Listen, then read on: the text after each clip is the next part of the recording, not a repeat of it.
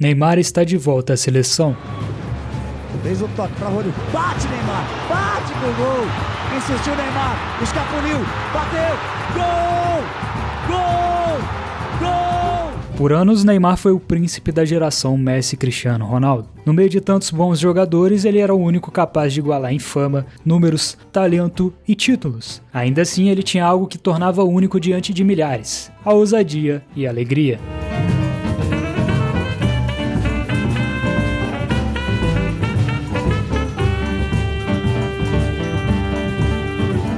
Neymar é o último grande craque que o Brasil produziu. O jogador do samba nos pés, do joga bonito, do futebol arte. A essência brasileira está presente no Neymar nos mínimos detalhes. Do moleque que rala o tampão do dedo jogando descalço na rua. Especialmente diferente da geração atual, que parece muito mais europeus do que de fato brasileiros. Mas com o rumo da sua carreira, principalmente após deixar o Barcelona para o PSG, as opiniões contrárias a ele surgiram com força. Por causa do jeito que ele quer viver a vida, de suas lesões, suas escolhas extracampo, do pôquer, das verificadas, e ainda também por causa da sua posição política.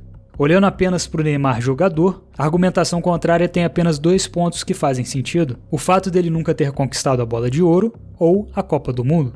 O que muitos craques e ídolos do futebol também não conquistaram e não são menos por isso. Mas essas discussões são tão bobas como a de Cristiano Ronaldo e Messi. Os fãs de futebol perdem tempo em brigas inúteis ao invés de aproveitarem o quanto incrível esses jogadores são. Mas agora, se ele levanta essa taça em 2026, seria um roteiro que nem mesmo Hollywood teria pensado. Ele levantaria a taça no estádio que estreou e marcou seu primeiro gol pela seleção brasileira.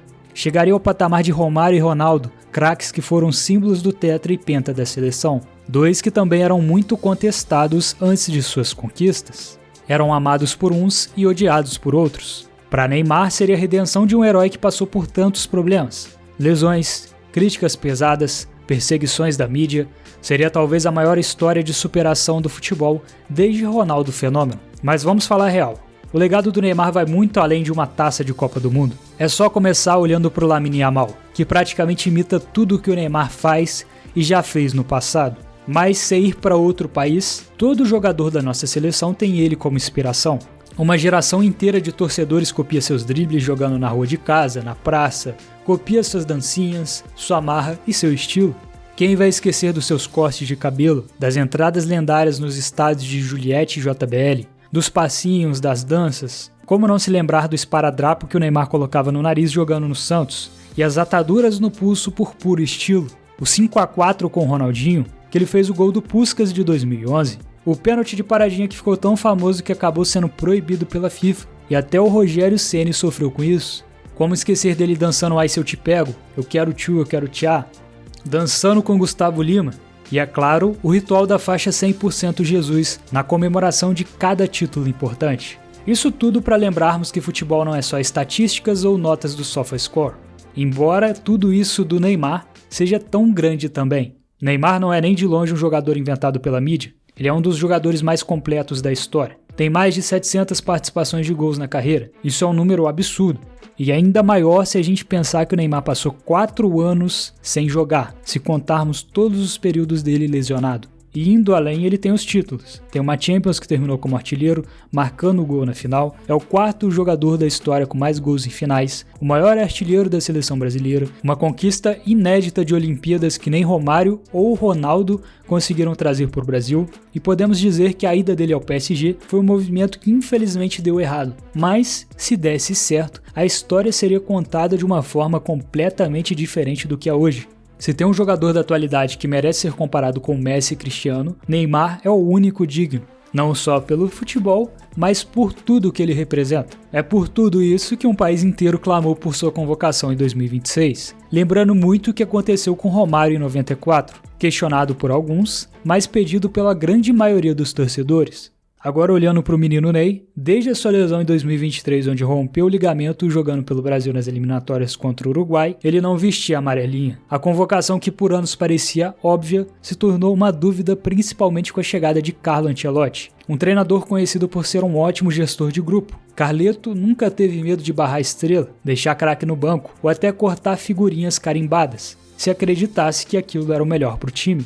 Então, antes da convocação final no dia 18 de maio, além de milhões de fãs espalhados pelo Brasil e pelo mundo, o próprio Neymar estava apreensivo para a convocação, como nunca tinha ficado em sua vida, porque, como ele mesmo disse, ele sempre soube que iria. Eu já sabia que eu ia de qualquer jeito, né? Alguns minutos antes do evento oficial, o próprio Neymar achava que ele ficaria de fora. Eu tô com uma tese aqui que se ele não me ligou até agora... Não, pelo contrário, porque eu acho que ele ligaria, tá ligado? Quando o Ancelotti disse o nome tão esperado, o Brasil inteiro ficou alegre. Neymar Júnior Santos. O próprio evento de convocação foi interrompido pela celebração dos presentes no Museu do Amanhã. E na sua casa, Neymar desabou. Fez questão de abraçar primeiro o seu fisioterapeuta, que o ajudou durante toda essa jornada. Uma trajetória que foi digna de um herói, com altos e baixos, diversas lesões, muitas críticas e do lado do craque muito esforço e disciplina para chegar bem à sua última Copa do Mundo. E é por causa de toda essa história que essa Copa pode ser ainda mais especial para ele.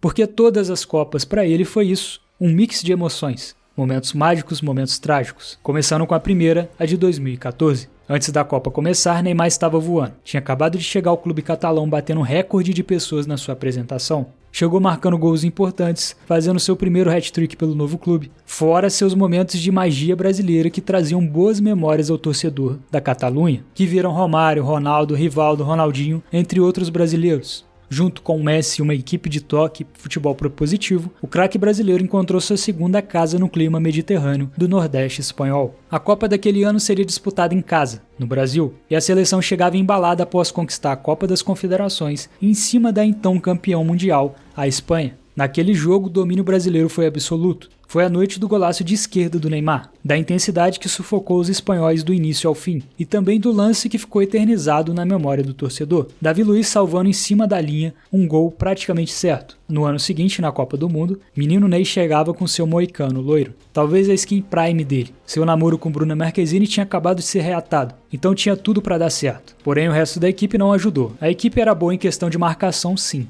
Porém, ninguém no meio ou no ataque conseguia acompanhar o Neymar, fazer associação e de fato criar jogadas. Então, quando o Neymar estava bem marcado, o grupo sofria. Apesar disso, foi um show à parte do craque santista. Carregou uma nação inteira com sua capacidade de improviso e seu poder de finalização. Um único jogador era a esperança de 200 milhões de pessoas. Com esse peso nas costas, ele respondeu com maestria, marcando 4 gols e levando uma seleção limitada às quartas de final de Copa do Mundo. Até que tudo mudou de uma hora para outra, contra a Colômbia. Zuniga deu aquela entrada criminosa na lombar do Neymar, que caiu imediatamente no chão de tanta dor, assustado porque não sentia a perna. Depois, os médicos descobriram que se tratava de uma fratura na vértebra da coluna, e se fosse 2 centímetros para dentro, ele ficaria paraplégico o resto da vida. Se fosse 2 centímetros pra dentro, eu poderia estar de cadeira de roda, né? Então Aqui, é claro, virou um meme clássico, um lá ele histórico. Mas pensando bem, foi um negócio macabro. Imagina com seus 22 anos alguém perder completamente os movimentos da perna. E ainda pior, isso acontecer com um jogador de futebol. Tudo aquilo conquistado com muito esforço seria tirado dele por um lance de brutalidade de Zuniga. Naquela ocasião, ele teve que assistir o Brasil ser engolido pela Alemanha no sofá de casa, o famoso dia do 7-1. Em 2018, outra vez Neymar vinha voando. Ao chegar no PSG como a transferência mais cara da história do futebol, conquistou todos os títulos possíveis da França e tinha uma média de uma participação e meia em gol. Além disso, a seleção estava fazendo uma campanha absurda nas eliminatórias sul-americanas. Só que de novo o destino pregou uma peça. Na Ligue 1 fraturou o 5º metatarso do pé direito. Na prática, ele só poderia voltar a jogar um mês antes da Copa. Então, apesar de ter alguns momentos de brilhantismo, a Copa da Rússia foi marcada pela caça ao Neymar. O craque não conseguia ficar de pé. Foi o jogador que mais sofreu faltas em todo o torneio. Contra a Costa Rica deu uma carretilha maravilhosa e marcou um gol. E nas oitavas fez outro contra o México. 2 gols característicos de centroavante. Infelizmente, ficou no quase contra a Bélgica. E naquela ocasião o Brasil jogou muito melhor, mas teve falhas críticas e do outro lado estava um dos melhores goleiros da história, Courtois, que no final da partida inclusive pegou um chute muito difícil de Neymar. Foi um absurdo que ele fez nessa partida. Em 2021, antes da próxima Copa, teve outro momento que ilustra muito bem essa dualidade. Em pleno Maracanã, a seleção brasileira enfrentava a Argentina, e aqui ele chamou a responsabilidade. Criou as melhores chances da equipe e sofreu marcação pesada e constante dos defensores argentinos. De Paul teria descrevido ele como um animal. o jogador mais difícil que ele marcou em toda a sua carreira. Emiliano Martinez disse que ele era imparável. E aqui a gente vê mais uma vez que o legado de Neymar é muito maior do que apenas gols e assistências. E a admiração que os próprios argentinos têm por ele revela muito sobre o quão grande ele é para o futebol. Nessa final, a Argentina venceu em pleno Maracanã, com gol de Di Maria. Para mim, uma das melhores atuações de Neymar em toda a sua carreira, apesar da derrota. Depois do apito final, abraçou o Messi e ficou conversando com o argentino por horas. Ficou triste por ter perdido, e ao mesmo tempo feliz pela primeira conquista internacional de um amigo. Então veio o Qatar 2022. Para muitos, esse foi o auge do drama Neymar. O roteiro que todo mundo já ouviu 50 vezes. Nas quartas de final contra a Croácia, o jogo permaneceu sem gols até o final da prorrogação, quando Neymar fez aquilo. Fez o toque para Rodrigo. Bate, Neymar. Bate pro gol. Insistiu Neymar. Escapuliu. Bateu. Gol! Gol! Gol! Gol! Gol! Parecia o gol que finalmente levaria o Brasil a mais uma semifinal de Copa do Mundo. A comemoração também foi emocionante, pois o gol igualou o recorde oficial de gols de Neymar pelo Brasil, que pertencia a Pelé, 77 gols pela seleção. Mas então o desastre aconteceu novamente. A Croácia empatou no finalzinho, sendo esse o único chute a gol deles. E o Brasil acabou perdendo nos pênaltis. Neymar, que seria o cobrador do quinto pênalti, não teve a chance de bater, pois a disputa terminou no quarto. Depois, Neymar descreveu a caminhada de volta para o hotel como se estivesse indo ao próprio funeral. Ele falou sobre estar sentado sozinho, cercado por familiares chorando, enquanto sentia que aquilo representava o fim dele no futebol. Mano, juro, eu vi o meu enterro como vai ser. Tava numa salinha, ia chegando, cada um da minha família, chegando. Pá, e todo mundo me cumprimentava e não falava porra nenhuma. Mas mesmo depois de toda aquela dor, o futebol ainda reservaria alguns momentos de genialidade para o Neymar. E curiosamente, eles aconteceriam justamente no lugar onde tudo começou, o Santos. A começar pelo gol olímpico contra o Inter de Limeira, que a torcida adversária provocava ele com gritos de Bruna Marquezine, e ele foi lá e fez isso.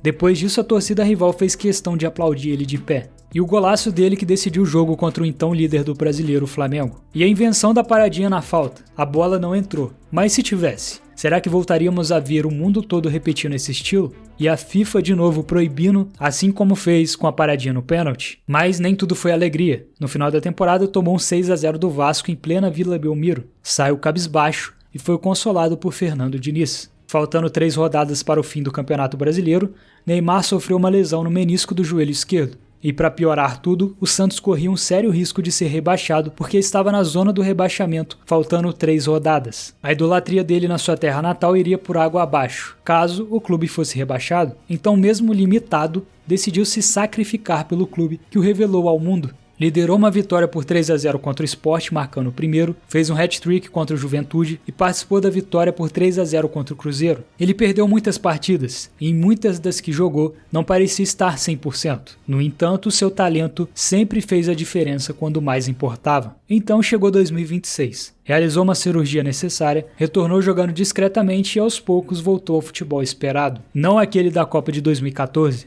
Mas um nível bom para quem passou por tantas lesões e já tem 34 anos. Foi convocado e já com a amarelinha, os médicos descobriram outra lesão. É por isso que Neymar continua sendo um dos atletas mais controversos do Brasil. Alguns torcedores acreditam que seu corpo simplesmente não aguenta mais jogar em alto nível. Apontam para a falta de explosão, as lesões recorrentes e os momentos em que Neymar ainda discute com torcedores ou reage emocionalmente às críticas. Muitos acreditam que sua convocação para a Copa do Mundo se baseia mais na nostalgia do que na realidade do futebol. Mas a maioria do povo brasileiro vê a situação de uma forma completamente diferente. Neymar ainda é o jogador brasileiro mais talentoso. Lembrando que o Santos era um time em dificuldades, com pouca criatividade, e mesmo assim Neymar se tornou a fonte de criatividade e qualidade ofensiva, jogando com maestria. Muitos torcedores também acreditam que outros craques brasileiros, como o Vini Júnior e o Rafinha, são jogadores incríveis, mas nenhum deles consegue replicar a criatividade e o talento único de Neymar em seu auge. E é aqui que o papel de Carlo Ancelotti se torna extremamente importante. Ancelotti teria deixado bem claro para Neymar que a seleção brasileira de 2026 funcionaria de uma forma muito diferente das gerações anteriores. Neymar não seria mais automaticamente o capitão, ou alguém com vaga garantida no time titular, apenas por causa do seu status. Neymar aceitou todas essas condições com humildade. E de muitas maneiras a estrutura atual também o beneficia. Pela primeira vez em sua carreira internacional, Neymar não precisa carregar o Brasil sozinho. Ao seu redor há um elenco repleto de talentos ofensivos de elite. O Vini nunca tinha assumido tanta responsa. Depois da separação com a Virgínia, estava voando no Real Madrid e vai ser sua primeira Copa depois de ser coroado FIFA The Best. Ele só não foi bola de ouro também por politicagem, sejamos honestos. Temos também o Rafinha, que está no seu auge e tem sido excelente ao Barcelona nas últimas 2 temporadas, e que ainda fez chover na Champions de 2025. Outro que também foi roubado na premiação da Bola de Ouro, 5º lugar para ele é sacanagem. Agora, mesmo que não faça gols nem dê assistências nessa Copa, eu nunca vi um jogador pressionar tanto a saída de bola como ele. Taticamente é fundamental, e apesar disso também tem bons números tanto pelo Barcelona quanto pelo Brasil. Temos Paquetá e Danilo, que jogam no Brasileirão e são um dos principais jogadores de seus clubes. Com a amarelinha parece não sentir o peso da camisa. Temos Gabriel Magalhães e Marquinhos, que jogaram em times opostos na final da Champions. E ainda temos jovens estrelas como o Endrick e o Ryan, que trazem velocidade, energia e imprevisibilidade, permitindo que o papel de Neymar evolua. Em vez de tentar dominar fisicamente as partidas durante os 90 minutos, ele agora pode se tornar uma carta na manga do técnico italiano para ser decisivo quando a gente precisar, assim como ele foi na Copa de 22. Alguém que entra em campo por 30 minutos, desacelera tudo, abre defesas com passe mágico e aparece em momentos decisivos como as disputas de pênaltis. E se o resto do elenco aceitar, quem sabe não podemos ver ele de titular e um time inteiro correndo para ele brilhar como o Messi fez em 22. Talvez essa seja a parte mais fascinante do último capítulo de Neymar na Copa do Mundo. A seleção não tem mais a Neymar dependência. O Brasil talvez precise apenas que ele seja o Neymar. O craque do desequilíbrio, o artilheiro das finais, o jogador mais talentoso e decisivo da amarelinha dos últimos 15 anos. Agora, um dos ex-companheiros de Neymar que também está tentando ganhar a Copa do Mundo é o Messi. Para ver como a conquista do bicampeonato da Argentina impactaria fortemente o futebol, assista esse vídeo.